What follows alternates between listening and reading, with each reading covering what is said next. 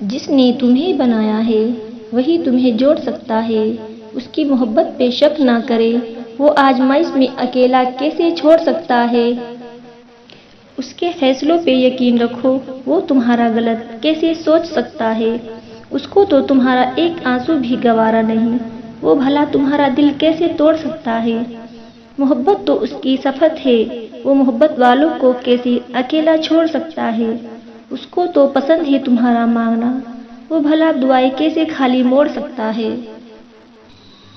اپنی کہانی جس کے بھی پاس لے کر جاؤں گے نا، کوئی مشورہ دے گا، کوئی تمہیں غلط کہے گا، کوئی تم پر ہی ہنسے گا، کوئی تسلی دے گا، اور پھر سب تمہیں بھول جائیں گے، تمہارا غم بھول جائیں گے، دو کہہ کر آگے بڑھ جائیں گے۔ مگر جب اللہ کے پاس اپنی عرضی لے کر جائیں گے نا، تو وہ سنے گا، مشورہ نہیں ہدایت دے گا، تمہیں غلط نہیں تمہیں سکون دے گا، تمہیں بھولے گا نہیں ہمیشہ یاد رکھے گا۔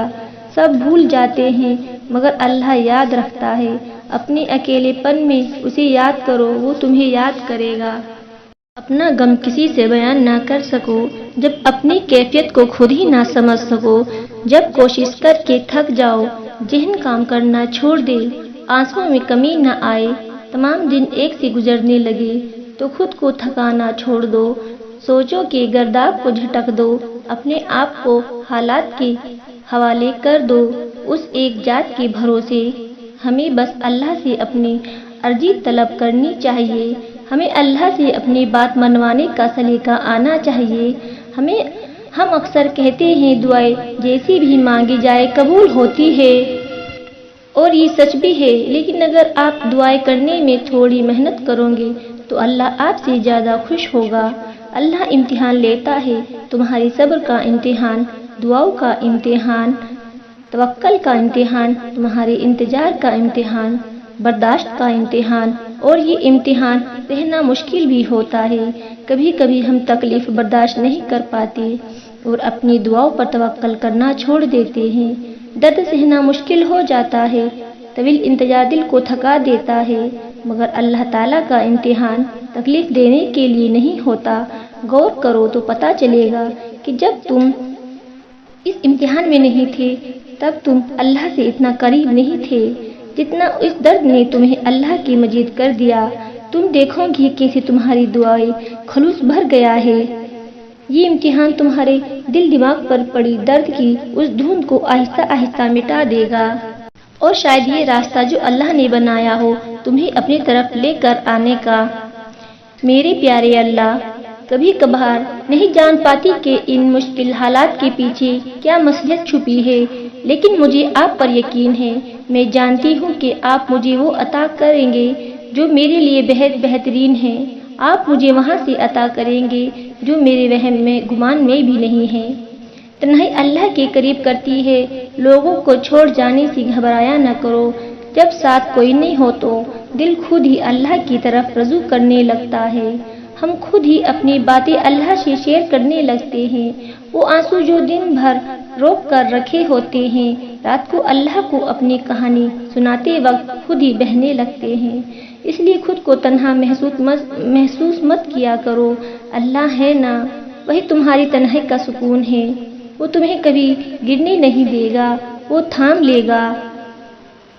چاہے ہوا کتنے ہی مخالف کیوں نہ ہو، وہ تمہیں مڑنے نہیں دے گا، چاہے اندھیرا کتنا ہی گہرا کیوں نہ ہو۔ تم کہتے ہو کہ درد اب برداشت سے باہر ہو گیا، اللہ کہتا ہے کہ وہ کسی جان پر اس کی طاقت سے زیادہ بوجھ نہیں ڈالتا۔ تم کہتے ہو کہ یا اللہ میں ہی کیوں، وہ کہتا ہے کیونکہ میں تم سے محبت کرتا ہوں، اور اللہ جن سے محبت کرتا ہے ان کو ہی آزمائش میں ڈالتا ہے۔ جب انسان بچوں کی طرح اللہ کو اپنی من پسند چیز کے لیے مناتا ہے، تڑپ سے گڑ گڑاتا ہے، تو وہ مان جاتا ہے اسے اپنے بندے کی معصومیت بھری ادا بہت پسند ہے۔ اس دن سمجھ جاؤں گے کہ صبر کا پھل کتنا میٹھا ہوتا ہے، اور اللہ پر توکل کرنے کا اجر کیسا ہوتا ہے، اور اللہ تمہاری کون سی دعاؤں پر کن فرما دے اور تمہاری من چاہی چیز کو تمہاری جھولی میں ڈال دے۔ دعائیں قبول ہوتی ہے مگر مختلف صورتوں میں، شکلوں میں تمہارا گمان بھی نہیں پہنچ سکتا، جن ذریعوں سے اللہ تمہاری دعائیں قبول کرتے ہیں۔ اور پھر ایک دن تمہیں وہ سب مل جائے گا جس کی تم نے اپنے رب سے امید لگائی ہوئی تھی، اور وہ رب سب جانتا ہے، دلوں کا حال بھی اور خیالوں کا راز بھی۔ حضرت یوسف جانتے تھے سارے دروازے بند ہیں، پھر بھی بند دروازوں کی طرف دوڑ پڑے تھے، اور خدا نے ایک ایک کر کے سارے دروازے کھول دیے۔ کبھی اگر لگے کہ تمہارے لیے بھی دروازے بند ہیں تو یاد رکھو کہ تمہارا اور حضرت یوسف کا خدا ایک ہی ہے۔